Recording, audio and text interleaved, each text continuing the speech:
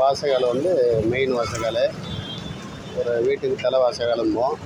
இது மாதிரி 5க்கு 4 மரம், வேங்க மரம், நல்லா அருமையாக இருக்கும்.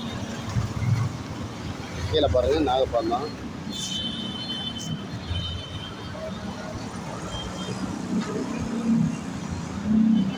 அப்படியே மேலே போனோன்னா மேல் படியில் ஒரு சின்ன பூ, ஓகேவா?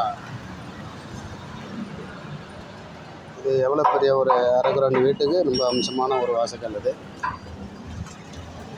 வைக்கலாம், அருமையாக இருக்கும்.